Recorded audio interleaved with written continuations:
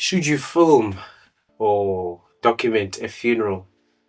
Answer is yes. Do what you want. But I want to tell you about my experience and my opinion on working on funerals over time. Let's jump right into it.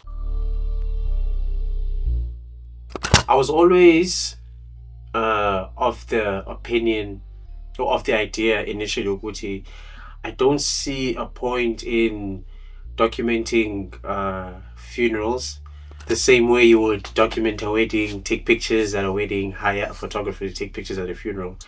I've never seen the point of that, because if you are doing a wedding, if you are doing a farewell, um, those are pictures that you want to look back at, print. The only or the main purpose of documenting a funeral for me would be some sort of live streaming service where it makes the service accessible for those who aren't able to attend. Also, there's an exception for if you are like a famous person, celebrity, whatever type of thing, where it's like you're documenting to report on something, yeah. But if you're a regular Joe like you and I, yeah, the person watching this, you're burying a loved one, or the person watching this, you're planning a funeral, you're part of the committee that's planning a funeral. Is a photographer part of the budget? So that's always been my opinion about that thing. Up until the point I was commissioned to document a funeral. So firstly, as a photographer, let's talk about when you might actually consider doing a funeral. Considerations that you might give to documenting a funeral is if it is requested by a family explicitly. Like I said, for me personally, I don't see why anyone would want photos of a funeral, for example. But if it's a request from a family that they want that, then that's something that you might consider doing. Secondly, there might be a cultural significance in actually documenting the process. So outside of the actual funeral service, there might be there might be interest in the actual cultural process, similarly to how I do with imigidi and imicimbi. And thirdly, like I alluded to earlier, it's something to help distant relatives, people who can't actually attend the service, to actually help them grieve. Yeah, well, it's a way of connecting others. So as far as, even though I said, to me the best way to do that would be a live stream. Not everyone has access to live streaming, but if, for example, we'll get into later, you document like a video and you put that together and you deliver it, that is a way for people who weren't there to actually experience it. Also, another big reason, this is for me one of the reasons why I was commissioned to document one of the funerals. I've done two, by the way. One of the reasons was that I was actually commissioned by a funeral parlor. So it is actually a niche in terms of business and advertising. So funeral parlors are the business. Funeral parlors are a business that exists. One of those businesses that I don't see ever throughout time ever dying out. There is a gap to do advertising for them. These businesses have branded cars, hearses, boxes, yongelando. So to advertise the services that you offer, you might want to commission a photographer or a videographer to go document, and so that is actually a niche that you can tap into. First, and the most important reason is if you don't feel comfortable doing it. Like I said, we are different. Even as artists, we all have different persuasions, different beliefs. So if it's something that you do not want to touch, then just say no.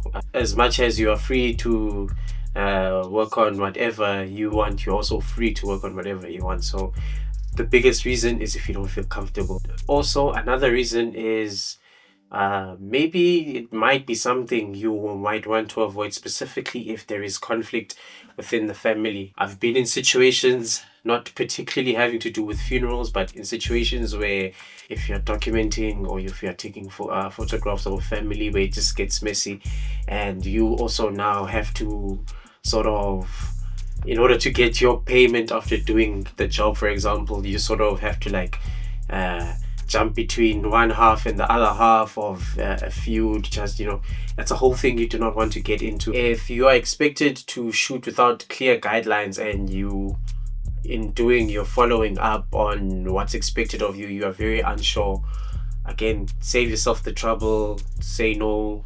Yeah, well, there'll be other projects for you to work on. The rest of the videos, for those of you who said yes to and perhaps are documenting the first funeral and would like to have notes on how to approach it. Okay, there is no formula. There is no one size fits all, because each and every ceremony is different. Some ceremonies will take place at a home. Some ceremonies will take place inside a hall.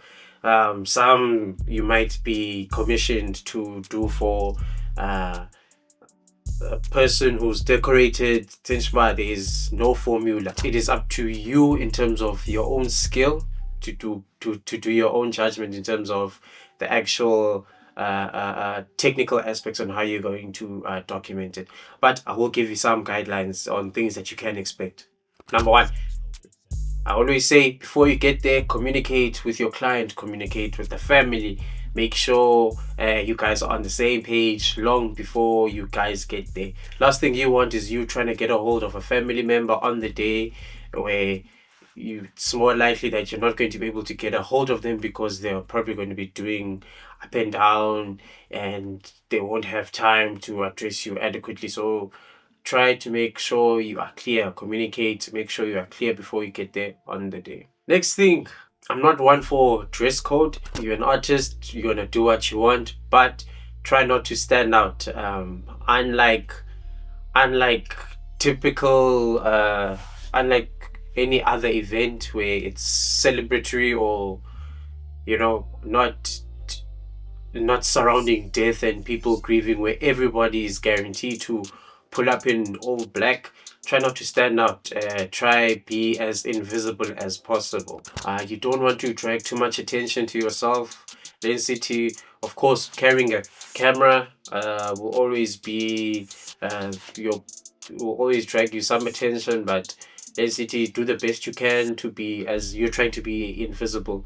People should as much as possible not feel like there was a photographer there. Try to avoid invasive angles. By this, you might want to pack a zoom lens as much as possible. If you're shooting on a prime, sorry, train smash, work with what you have, but try to have a lens that has a long focal distance. You want to be a sniper in this type of scenario. You don't want to be up in there, because you're shooting with a wide 24mm lens, and you can't get any close-up detail without getting in close. You're trying to avoid that. For the most part, you want to be as far away as possible from the main center of attention, which 9 times out of 10 is where the casket will be. I remember shooting shooting my first funeral at the home. So they had, inside the house, they had the casket, and there's the part of the funeral where, depending on whether it's open box or closed box, this one was open box, and people will go in, and will view. People will go in, and then they'll view the body inside the casket. So I am standing in the room documenting, like taking pictures. I'm wondering, like, this is the wall and the people are there. I'm there, doing my thing, and almost almost out of autopilot. I'm saying, oh, okay, casket is open. Let me go there. Let me. Yeah, well, I had to stop myself. Yeah, but whoa, chill, dog, chill. Hey, relax, mama. Yeah, well. So it's one of those things that don't immediately, if you don't think about it for more than 2 seconds, you might not consider. So you don't want to be in there, try shoot long. There's lots of things for you to focus on that capture. You can capture candid images, the feelings, the emotion, people's hands, their jewelry, about that type of thing. People hold hands, people are down, people are, yeah, well, there's a lot of emotional stuff that you can get from documenting a funeral. Don't go in the casket and hey, baba, you want to do what you want, do your best in terms of like trying to be respectful. People are grieving, um it's not an event of jubilation where it's like, yes, yes, very nice guys, look gorgeous, so put yourself in that mindset. Use long lenses as much as possible. Try to use silent try to use silent gear. So switch off your beeping noise when you hit the record button. I know my Sony makes a hell of a loud noise. But switch that off. Try to use a silent shutter if you can. Also, another one, flash photography. It will connect on the situation and how big or small, and the sensibilities of the people there and the family. You might be allowed to use flash photography, but it might not be suitable. But again, you'll have to weigh with the conditions of where you are shooting. Can you get away with not using flash photography? Maybe what might be better and less intrusive is if you plant a continuous light. Those types of things. And like with everything, just be alert. Make sure you have a good handle on the program so that you don't miss out. Be level. And then if at the end of the day, if you're not prepared, it can take a toll on you. You can take a toll by say. I do remember at some point in one of the bookings, we're at the graveyard, and again, now when I'm locked in, I'm locked in to what I'm supposed to do. So it took me 2 seconds. What was I filming? Oh, I was taking drone shots. Another point, if you're doing drone shots, don't go low. But obvious, drone is loud, draws attention. If you're taking drone shots, stay as high as you can away from the actual don't sell attention. Anyways, it took me 2 seconds of thinking where I'm like, shit, I am launching my drone off of tombstone. And I thought about it for 2 seconds, like, damn, okay, yeah. Because when you walk in a graveyard and then people start spreading out, there's the burial site, but then there's other tombstones of other so you think about it for more than 2 seconds, like, damn, that's crazy. Anyways, so those are things like that you need to keep in mind. But okay, just be cognizant. It can be a sensitive thing.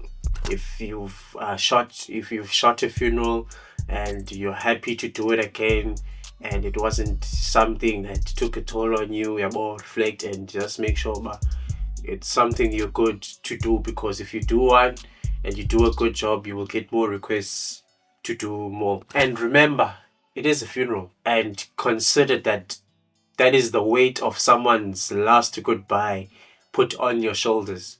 And how it comes out depends on you and your ability and how well you do your job.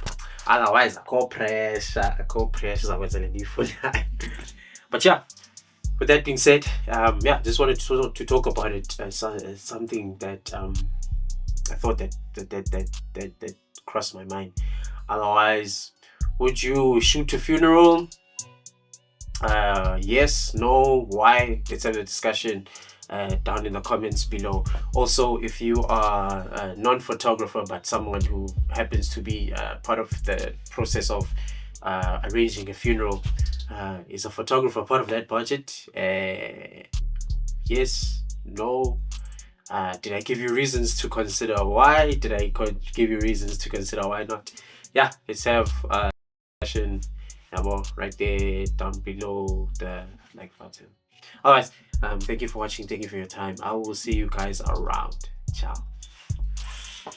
Bye.